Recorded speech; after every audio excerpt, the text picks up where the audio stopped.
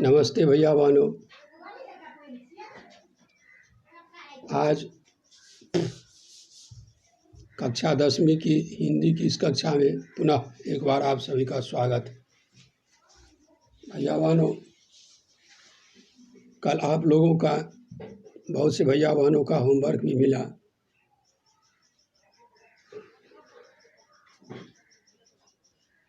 इसी तरह आप लोग होमवर्क बना के भेजते रहिए ताकि अच्छी तरह से आपकी पढ़ाई हो सके। होमवर्क बना के भेजने से आपका जो है कि अधिक से अधिक अभ्यास होता है। इसलिए कल जो है कि स्नेहा, दीपक, मीनाक्षी, प्रीति लता आदि और भी कई भैया बहन का होमवर्क मिला। भैया बहनों, आज हम लोग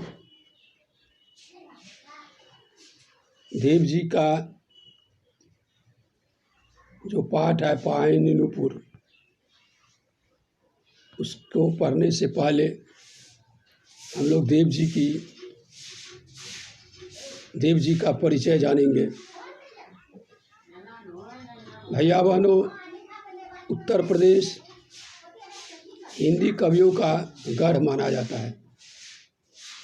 यहाँ पर एक से एक हिंदी कवि और साहित्यकार हुए, जैसे तुलसी, सूर, मजरूल सुल्तानपुरी, वाल्मीकि, व्यास, कबीर आदि आदि है कि बहुत सी कवियों का यहाँ पर जो है कि प्रादुर्भाव हुआ। इसी कड़ी में एक थे देव जी। आपका पूरा नाम देवदत्त द्विवेदी था। देवदत्त द्विवेदी जी का जन्म 1673 ईस्वी में इटावा में हुआ माना जाता है। इटावा उत्तर प्रदेश में ही है।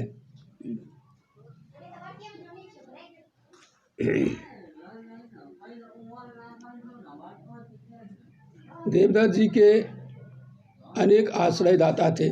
भैया बहनों, हम जानते हैं कि पहले राजा महाराजा हुआ करते थे और ये जो है कि सभी जितने भी कवि होते थे वे किसी न किसी राजा के आश्रय में रहते थे और उनके विषय में जो है कि अपनी लेखनी को चलाते थे।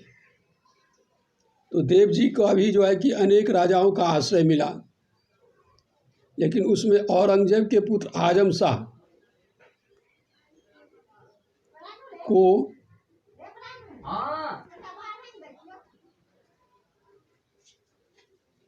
सबसे ज़्यादा श्रेय जाता है देव जी को सम्मानित करने में। देव जी की कविता के गुणग्राही आश्रयदाता एक और थे जिसका नाम था भोगीलाल। वे इनकी कविता पर रीझ कर खुश होकर लाखों की संपत्ति दान में दे दी। देव जी की काव्य ग्रंथों की संख्या 52 है, जिसमें भाव विलास, रस विलास, भवानी विलास, काव्य रसायन आदि जो है कि प्रमुख ग्रंथ माने जाते हैं।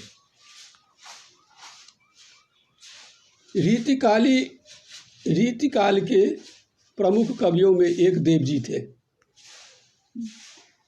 रीतकालीन कविता का संबंध जो है कि वो दरबारों से हुआ करता था, अर्थात राजा के दरबार से हुआ करता था, जो कवियों को आश्रय देते थे, जिनके दरबार में रहकर कवि कविता करते थे। उससे जो है कि संबंधित था रीतकालीन कविता।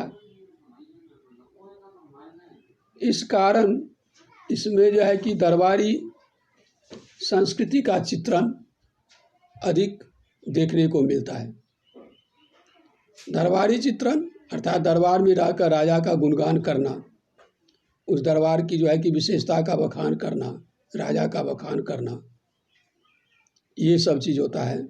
तो ये जो संस्कृति थी इसका चित्रण अधिक हुआ है। देव जी भी इससे अछूते नहीं थे,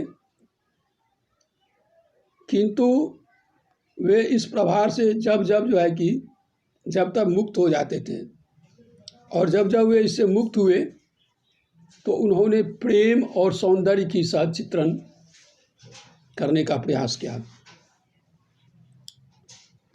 अलंकारिता और श्रृंगारिता, यानी कि अलंकार और श्रृंगार, ये इनकी जो है कि काव्य की मुख्य विशेषताएं।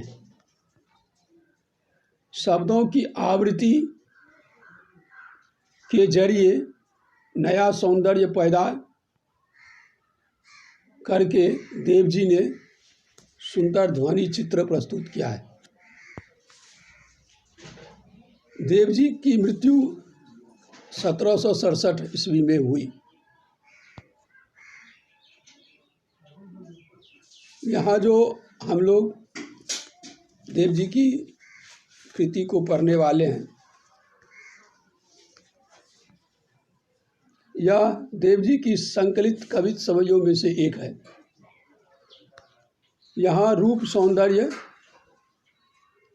का अलंकारिक चित्रण हुआ है।